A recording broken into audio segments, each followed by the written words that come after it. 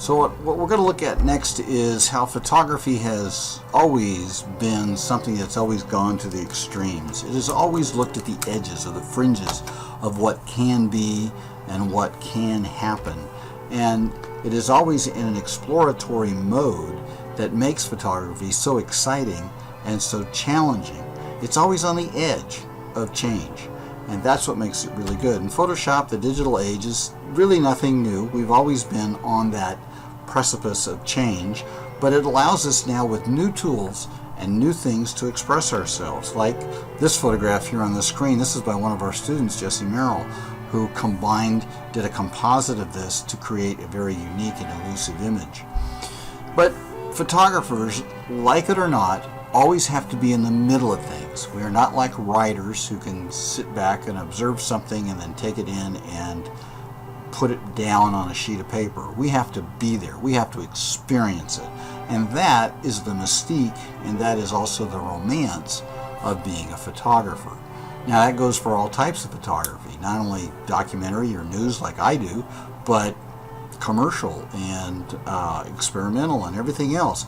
So photography is like this tool or this venue that you start with, and then you explore all kinds of different things. Now, this type of photography with the wave has gotten to be, I hate to say it, almost a cliche these days. With the type of cameras that are available, it makes this type of photography, which 20 years ago was very exceptional, now almost normal. Anybody with a GoPro and a little water casing, or in some cases, nothing more than a heavy plastic bag, can make something happen.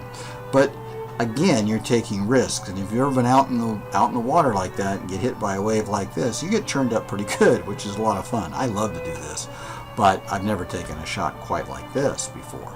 But you have to be willing to take some risks.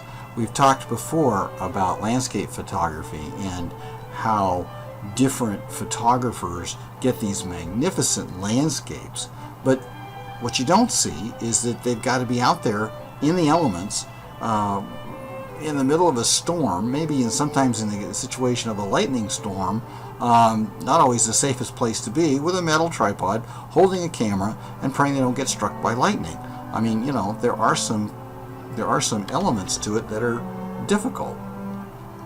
Also, what digital now allows us to do is to do some very creative aspects, like this photograph here out in the desert, where light can travel for immense. That light on the horizon back there, I would imagine this is being shot is probably almost total darkness, and yet utilizing nothing more than probably a flashlight or something here in this case. You are allowed to do what's called light tracings and make a very creative statement, and yet look at the detail in the distance. This is what digital allows us to do because of its sensitivity to the low end of the light spectrum. It's tremendous on what it allows us to do. That's why you see these fabulous pictures now of the stars, and you see so many of them. Now, in the past, you know, it would take some pretty good knowledge of how to do this. Now, it just takes a long exposure, good tripod, and a very, very clear night to make it work. But photographers always, like I say, take risks, like climbing the highest buildings, hanging out of planes. I could tell you a variety of different places I have been and experiences I have had that, weren't the smartest things to do in the world, but I got the shot. But they're very, very exciting and very fun to do. And again, that goes to the mystique of what photography is. But the issue is, and the bottom line is, we all just need to see. And I've talked about how photography is a different type of language that we use. There is a driving force in photographers that pushes us forward to see things in a different way, or a unique way, or simply slow down to smell the roses, to examine what is there in that rose petal, or down that path, or up that country road, or in that foreign country, or whatever it might be. There is always something inside of us, a wanderlust that wants to explore, and that is really what's at the core of what keeps photography on the edge of so many things. Whether it's chasing a storm in the Midwest, these people are absolutely nuts as far as I'm concerned. And, to them, photography is nothing more than to capture the phenomenon. But again, it's science, and it is how we have learned a lot about tornadoes and hurricanes. I mean, in hurricanes, there's people who fly planes through the middle of hurricanes with nothing more, to gather data and to take photographs of what's going on inside a hurricane. Same thing here with the tornado. It's pretty amazing how photography penetrates so many areas of our lives. And sometimes it just shows us how ridiculous we are. Like photographers all over the world doing silly things to get the shot, like sitting inside of a plastic goose.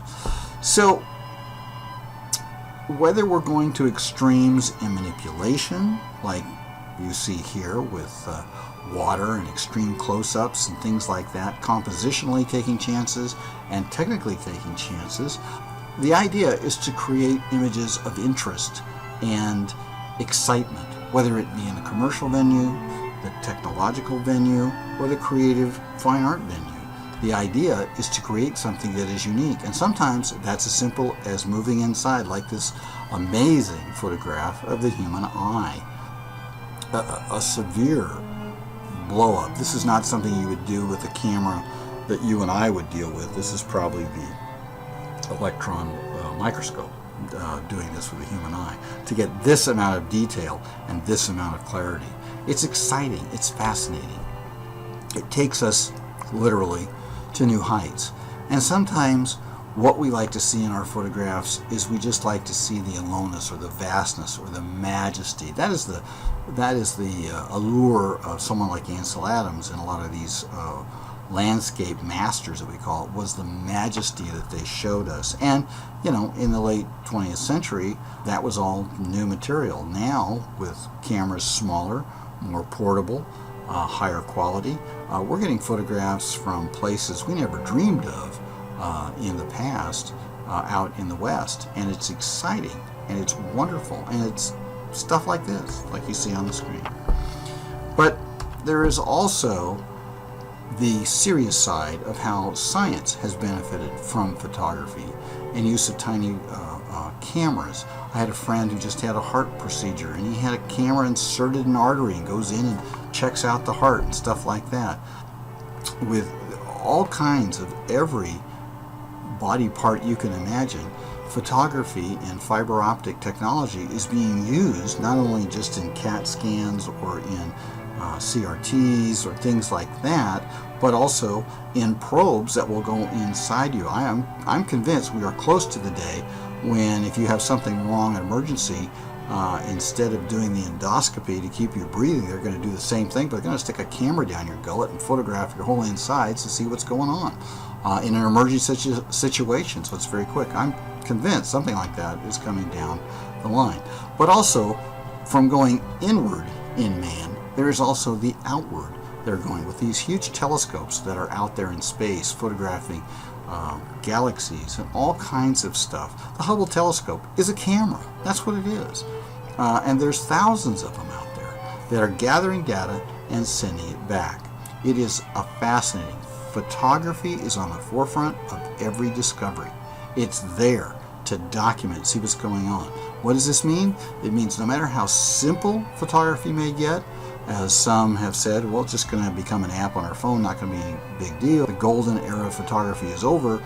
I don't think so. I think we are positioned at a point where we will be at the forefront of every new discovery that comes on. Now, we may not have the whiz-bang capability that we've had in the past, maybe, or the awe that inspires, but at the same time, we are going to be there to document and to show what's going on. Fascinating. But also on the other side, there is the weird and the strange. People like to see odd stuff. This is why tabloids survive. Like the human Barbie doll. Yeah, this is a real person. I'm not kidding you. Thousands of surgeries to make her look like a Barbie doll. Why people do this, I don't know. But we got photographs all over the internet of her. We got people chasing mermaids. And this is an actual claimed photograph of a mermaid. Now, if you believe that, I have a bridge I could probably sell you in Manhattan as well. But this is what takes up another segment of discovery, of searching, from the Loch Ness Monster to UFOs. Photographers are out there. Some of them, I'm sure you think, are wearing the metal helmets and all this weird stuff going on.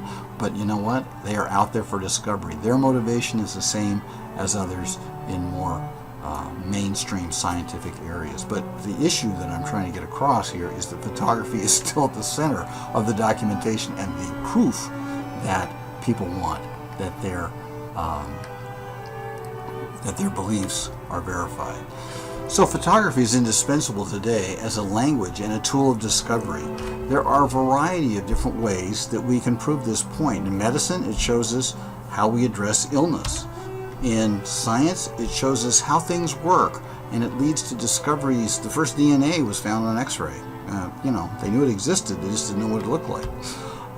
In industry, it shows us the right way and the wrong way to do things, how to reverse engineer things and rethink how we build things. Photography is a big player in this type of stuff. And lastly, as a society, it can show us what is strange and weird, but it also is revealing of our conflicts, our fears, and our prejudices. It is all wrapped up. Photography is a unique way not only of expressing yourself, but of viewing the world for discovery.